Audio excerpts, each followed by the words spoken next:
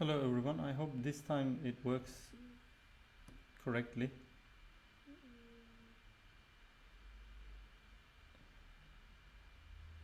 I'm trying to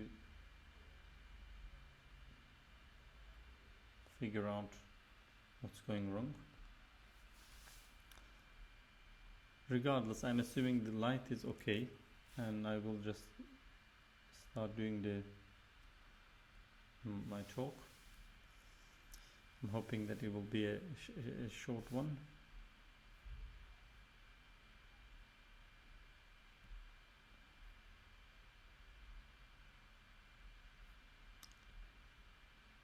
Start.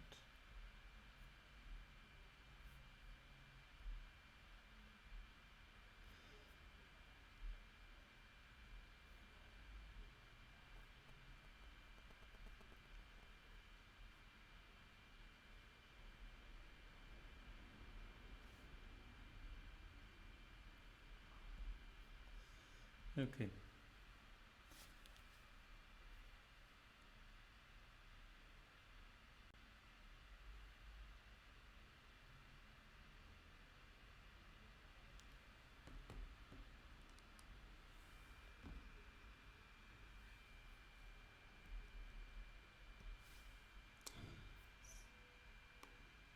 Too much for the computer. For some reason, it can't take it on.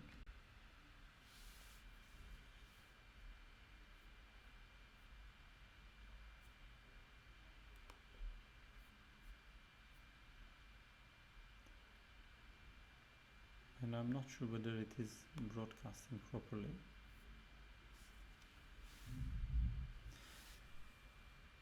But anyway, in case you are listening this, so I decided to go for a run, for a charity run for the coup victims, and I set up a page for that. You can see on your screen. So there are some reasons why I have decided to do that, and I will try to, count them. First of all, of course, the coup was aiming for all Turkish people. It traumatized many people, and especially on the night, there are so many people lost their lives because of that military attempt in Turkey, and they are the first reason why I'm doing this. Like the people who lost their lives on that night. But the good news is the government generally takes care of their families, or at least that's what we know. The people who died in the bridge, defending against the coup plotter, they are given salaries, but still they have lost the most beloved ones. Like in most cases, some families and some children left orphan. The second reason I'm doing this is because another group that have been affected by the coup attempt is the people actually, like who were given orders. Some of them were military cadets, not even proper soldiers, but other soldiers who were actually take part. They thought they were taking part in a military drill. A terrorist event happened or something. They were trying to respond to something like that, and so and they have actually been killed without really deserving so. For instance, this guy, which I didn't know him before, but I learned in this period that he lost his life because of the coup attempt. He was called to take part in an exercise, and that day he was brutally killed. His head was chopped off, I think, by the protesters on the street and an angry mob. And then there are some other people, like mainly journalists. This is Arzu Yıldız. She had to run away from Turkey. She had, she has been arrested before the coup as well. A known government critique, and she doesn't see her family anymore. And other people, like of course other journalists, very very old people. This one is Nazlı Ilıcak, for instance. she is in prison, and of course, this one again, Yavuz Baydar, who had to flee from the country after the coup attempt. Well, I can go so many of them, but in general, like most of the journalists, judges, and other people, and we also have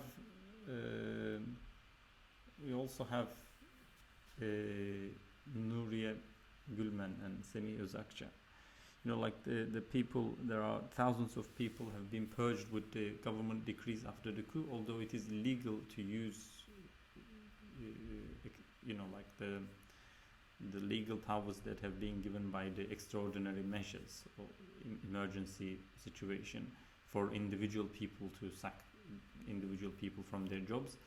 There are thousands of people have been sacked from their jobs, like as of June 10th, there is 138,148 people have been sacked from their jobs. If they all have families, that makes like twice as people, 3 times as people have been affected. 106,000 people have been detained and maybe relieved on bail or something, and 52,000 of people have been arrested, 53,000 almost. They are not actually charged yet, although there has been a year. So there are so many families have been disrupted because of these issues. And like thousands of institutions have been shut down, 8,000 academics lost their jobs, 4,500 judges and prosecutors have been dismissed. In the case of judges and prosecutors, there's even a tragic side. We know that almost all of their assets have been frozen and confiscated without necessarily being again charged yet, and media outlets has been shut down. And that brings us to why we are doing, again, like some of the people had to run away from the country.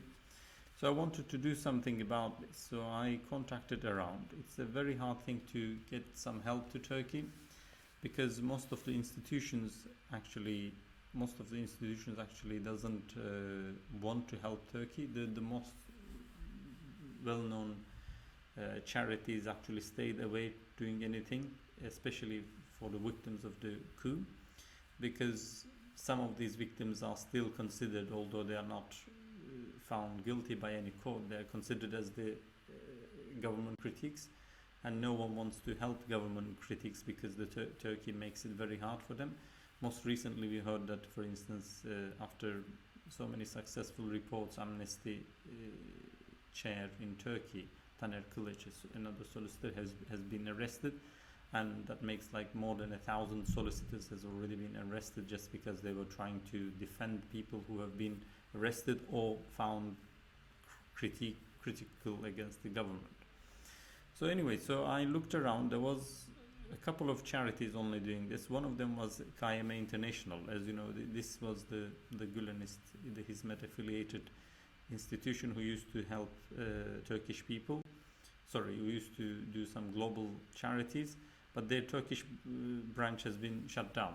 But the international branch is able to help, although it is very hard. First of all, it's very hard to get in touch with people. It's very hard for people to get in touch with KYM and get money, and it is potentially risky to do so as well, because they might be arrested just because of that. But sometimes you don't have any any more risk to take, so you just have to do what you have to do.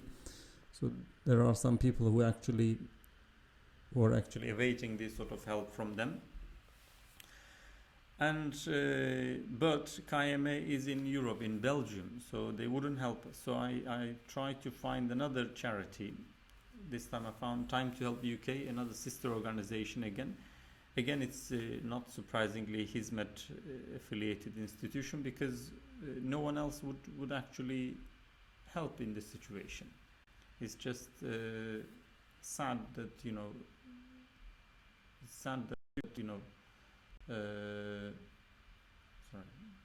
is sad that only people who lost everything, doesn't have any much to risk, for themselves, for others, are able to do something. Otherwise, many people are afraid. So anyway, we convinced Time to Help. They try to find some really notable institutions like Oxfam to deliver the aid, because it's very hard for Time to Help to deliver the aid. But regardless, we had to do something. So now Time to Help will kindly collect the money from the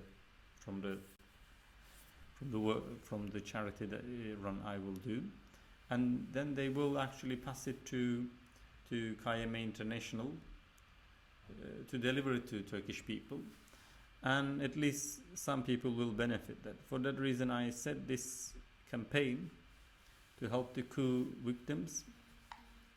As I said, it aims to help to like all fragments of society in a way. But I know that I might be asking too much. For instance, I am aiming £10,000 because I'm running 10 kilometers. For every meter, I'm trying to raise a pound. So far, I have reached £110, but I didn't really have a chance to really promote this. So I will try to promote this idea. One of the reasons I'm doing is to actually raise awareness, meaning that to let people know that there is a trouble going on in Turkey. And the second reason is to actually to ease some of the tensions, because whenever something bad goes on, we tend to help each other and make the trouble less for each other. And I think in this case that is something I can do as well. For instance, yesterday I was talking on a WhatsApp call with a friend in Turkey, and it is sad to see that people are getting into trouble without really deserving that. And one of our common friends is not anymore answering phone calls. We're assuming that he's arrested as well. But that is the situation, and unfortunately it's a sad situation. So I started training 2 weeks ago, and hoping that I will be able to do this, get myself ready in shape by the 9th of July, just before the anniversary of the coup, or a year from coup. And in the meantime, I'll try to help people as much as possible. So I would really like to do some Q&A session, but the problem is actually I can't somehow see